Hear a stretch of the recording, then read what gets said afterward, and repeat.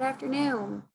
All right. Hopefully this is just going to be a short video recapping pointers as we go into next week. So next Tuesday, March 1st, we're going to have a quiz over pointers at the beginning of class.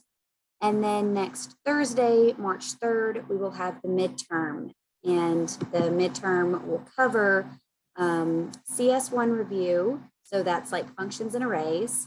And your classes and structs, so that's your abstract data types, and then recursion and pointers. So that's everything we've covered in the first half of the semester. So just to kind of remember some vocab and what we're really doing here, a pointer is a data type. That's like what it is at the most basic level. Just like we say an int is a data type that can hold a whole number. A bool is a data type that can hold true or false. A pointer is a data type and it can store an address, a hexadecimal address. So it stores the address of where something else is located in memory. And when we talk about addresses, like where something is stored in memory, we do talk about those as hexadecimal values. So anytime you see a value that looks like this, where it starts like 0 and X, that's an indicator that that number is a hexadecimal number. To create a pointer, I'm going to move this so that you can see my little, I didn't think about that being in the way of my slides.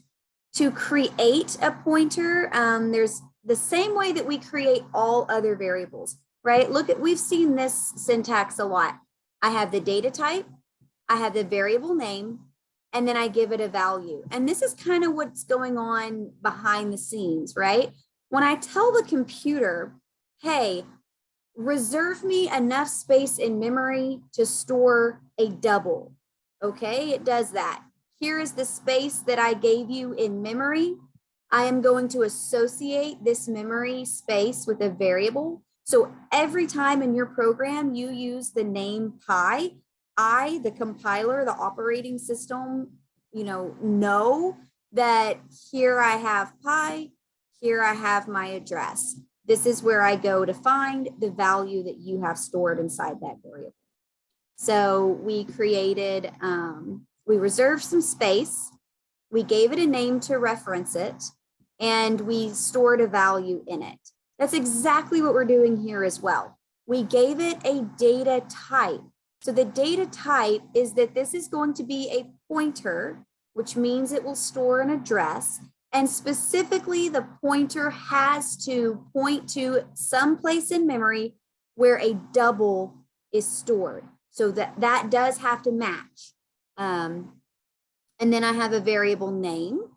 So again, I told the computer, hey, reserve me enough space in memory, big enough to hold an address. I will refer to it by this variable name, PTR, for pointer. So anytime in my program, I say PTR, this is where I want you to go, and this is the value that I want you to get, okay, this address. And then what did I store there? I stored the address of the variable pi. So you can kind of see I tried to like color coordinate it a little bit, right? This is the address of where pi is stored in memory.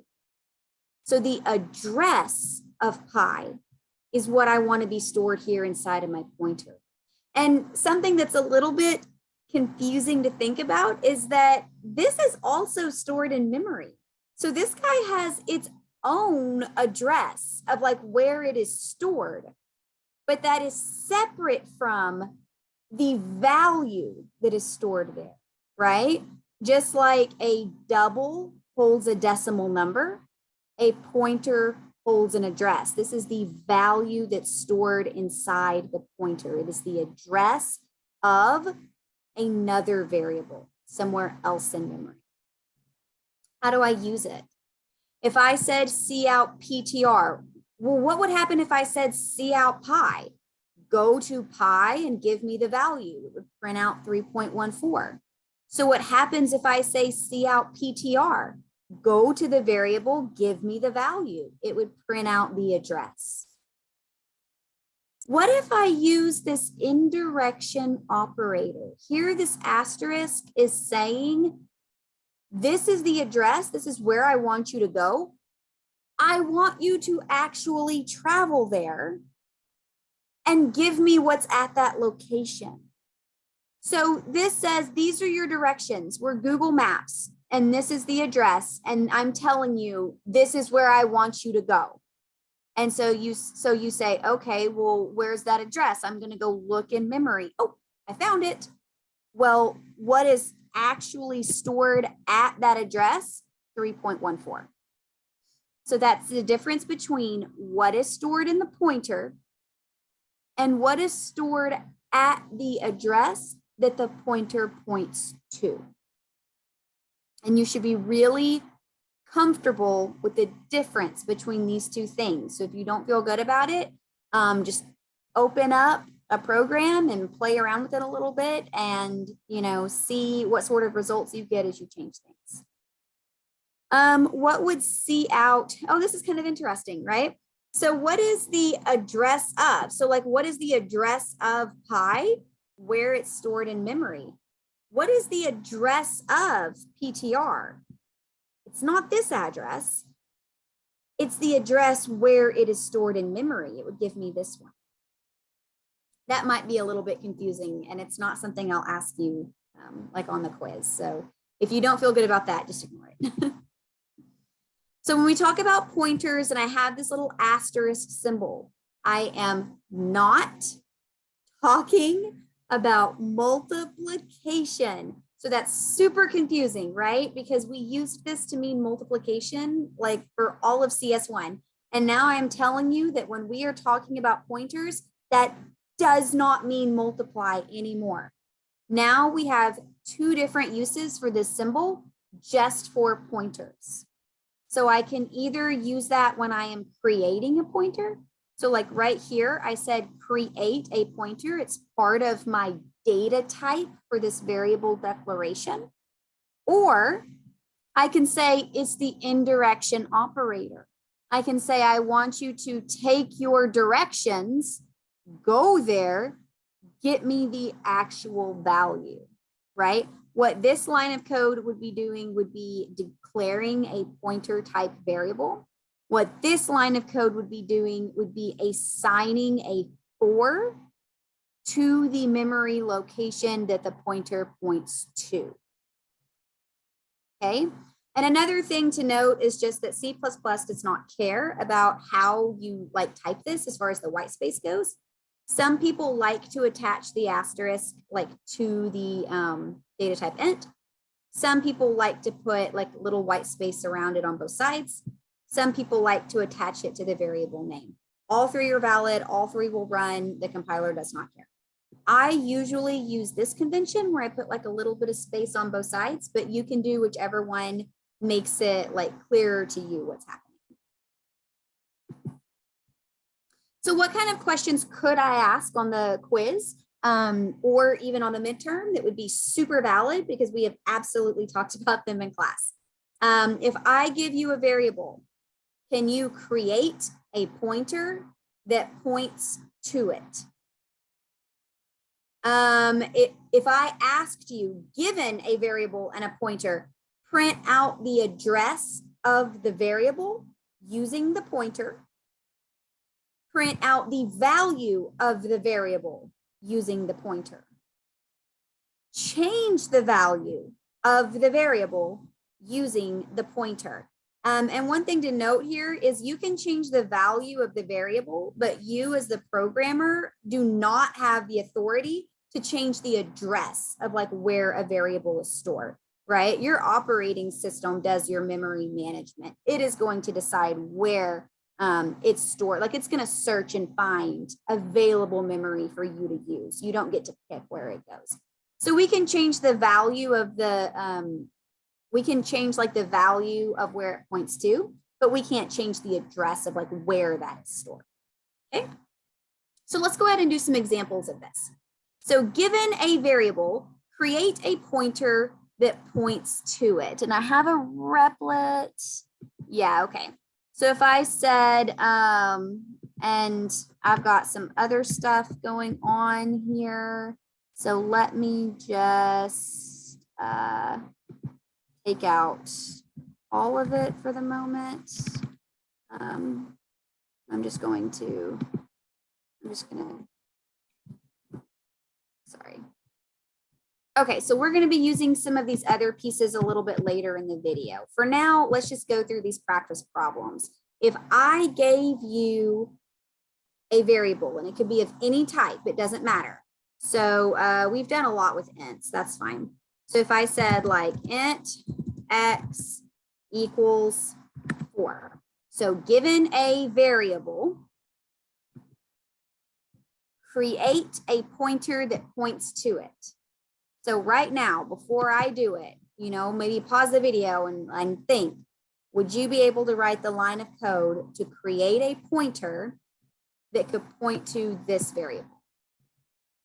So remember that to create a pointer, it's just like any other variable. You give it the data type, you give it a variable name, and then you can give it a value if you want. You don't have to initialize something when you first create it or declare it.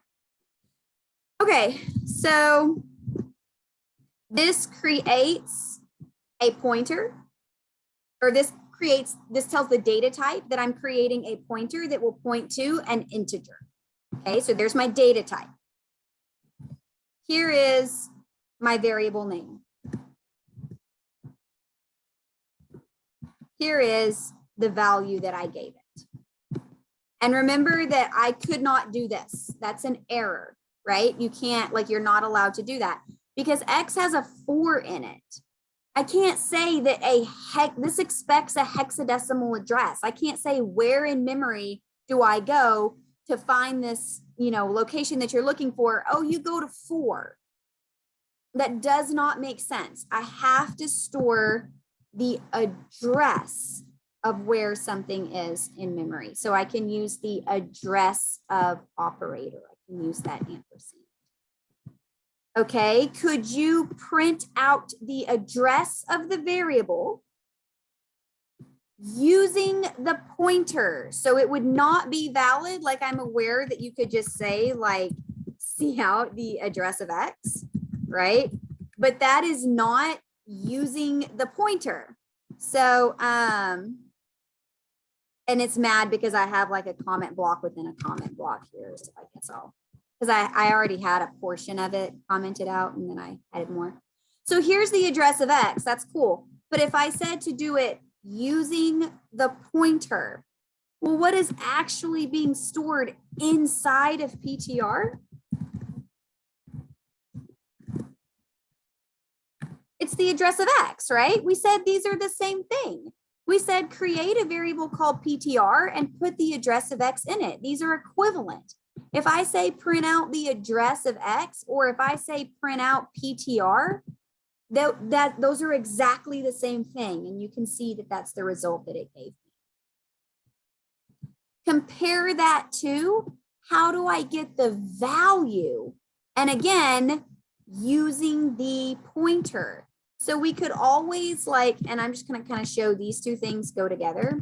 So obviously I could get the value that's inside of a variable just by like using the variable name, right? We know how to do that.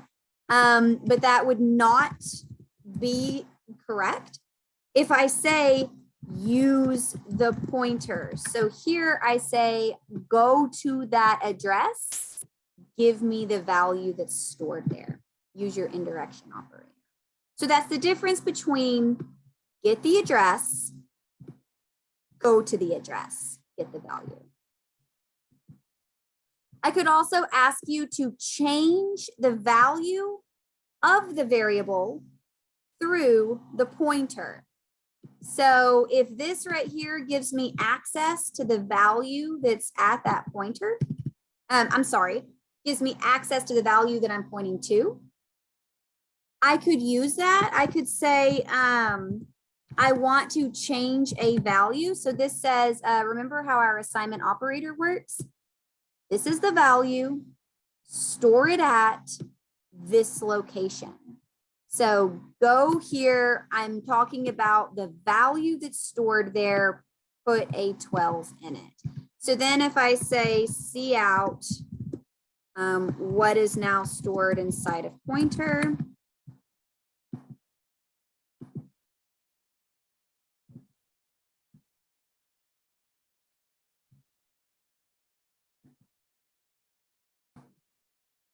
Okay, so I think that my computer was getting a little bit hot running all this stuff. But you can see here that it's happy now. So we, once I have changed that value to a 12, if I test it, if I say, well, what's being stored at that address, it does print out a 12. And something that's interesting is even if I use the variable X, it's a 12 as well, right? Because I went directly to where X was being stored in memory, and that's where I changed the value. So even though like I could access this exact same place in memory, either using the variable name X or using my pointer that points to it, because they're both like pointing to, or they're both accessing the same piece of memory. Okay. So that would be all of the kind of very basic and like definition type stuff that I could ask. So we'll move on now to arrays as pointers. You should know the relationship between arrays and pointers.